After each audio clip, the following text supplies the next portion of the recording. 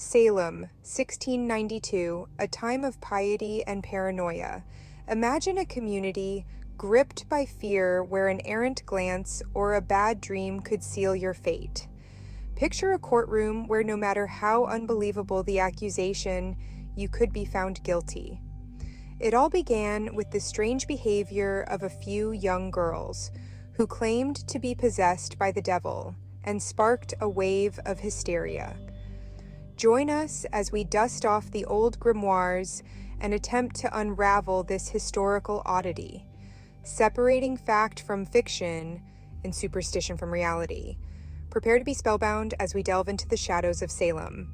This is Bella. Let's talk about it. To understand the Salem Witch Trials, we must first understand the Puritans. These were deeply religious folk who believed in a strict and unforgiving God. Life in 17th century Massachusetts was no walk in the park. Imagine a world without Netflix chocolate or even a good cup of coffee. Their days were filled with prayer, hard work, and the ever-present fear of eternal damnation. Entertainment was frowned upon, and dancing was practically a sin. They believed that the devil lurked around every corner, tempting good souls into wickedness. In this pressure cooker of paranoia, accusations of witchcraft became a way to explain the unexplainable, such as illnesses, crop failures, even just plain old bad luck. When a group of young girls in Salem Village started exhibiting strange behaviors, fits and seizures, the finger of blame quickly pointed to witchcraft. In the year 1692, Salem Village was gripped by a collective madness. It began with a group of young girls known as the Afflicted Girls, who began experiencing fits, contortions, and outbursts of bizarre behavior. Doctors were baffled, unable to find any physical cause for the girls' afflictions. In a community already on edge, whispers of witchcraft began to circulate. The finger of blame fell first on Tituba, a slave woman who entertained the girls with stories of voodoo and magic. Two other women, Sarah Good and Sarah Osborne, social outcasts living on the fringes of society, soon followed. And so began a chain reaction of accusations, arrests, and trials that would consume Salem for months, leaving a permanent stain on its history. Over 200 people were accused of witchcraft, and 20 innocent souls lost their lives. Imagine being accused of witchcraft based on the flimsiest of evidence, a strange look, an overheard whisper, or even a dream. That was the reality in Salem, where imaginary evidence and the testimony of the accusers who claimed to see the spirits of the accused attacking them was enough to condemn a person. In a particularly bizarre episode, a neighbor of the accused baked a witch cake, a concoction of rye meal and urine from the afflicted girls, hoping to identify the witch. The cake was fed to a dog because logic, and the witch was supposedly revealed. The trials were a testament to the power of suggestion and the dangers of groupthink. In an environment where fear and suspicion reigned supreme, reason and logic were cast aside.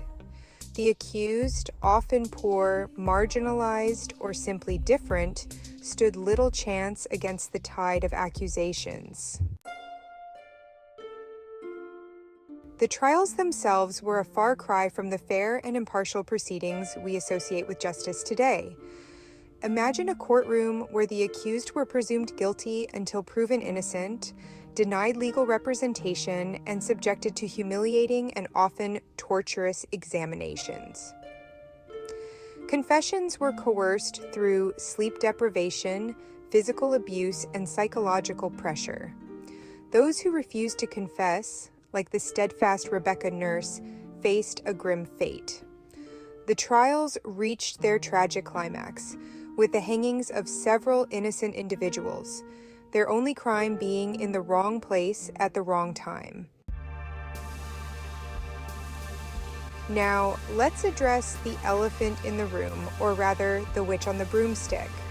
What exactly constituted a witch in the 17th century? Was it a pointy hat and a cackling laugh? a bubbling cauldron, and a talking cat? To the Puritans, a witch was anyone who had made a pact with the devil, granting them supernatural powers to inflict harm upon others. These powers could range from the mundane, like causing milk to curdle, to the downright terrifying, like sending out their spirit to torture their victims. Of course, in reality, witches weren't real. At least, not in the way the Puritans imagined them. The accused were often just ordinary people who had fallen afoul of their neighbors, or who didn't quite fit in with the rigid social norms of the time. As the hysteria began to subside, a wave of regret and remorse washed over Salem. The trials were officially declared unlawful, and the colony took steps to make amends for the injustices inflicted upon the accused and their families. Compensation was offered to the survivors and their descendants, and the names of those wrongfully convicted were cleared. However, the scars of the trials ran deep, leaving an indelible mark on the community's psyche. The Salem Witch Trials serve as a stark reminder of the dangers of mass hysteria.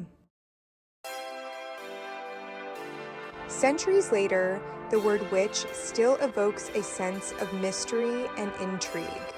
But the modern-day witch bears little resemblance to the demonic figures of Puritan nightmares. Today, witchcraft, or Wicca as it is often called, is a recognized religion often associated with nature worship, goddess spirituality, and a belief in the interconnectedness of all things. Modern witches are more likely to be found mixing herbal remedies than brewing up curses.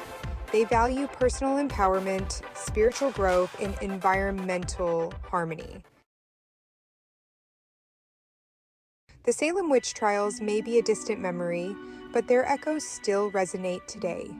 They serve as a cautionary tale, reminding us to be wary of fear-mongering, to challenge injustice wherever we see it, and to protect the rights of the marginalized and the accused.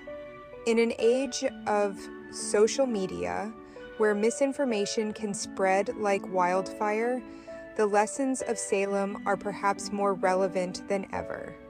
It is up to us to learn from the mistakes of the past, to embrace critical thinking, and to ensure that justice, not fear, prevails.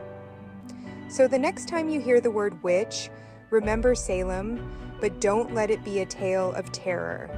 Let it be a reminder of the power of reason, compassion, and the enduring human spirit.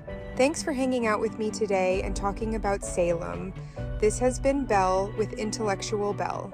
If you like this video, don't forget to like and subscribe to help support me. Talk to you soon.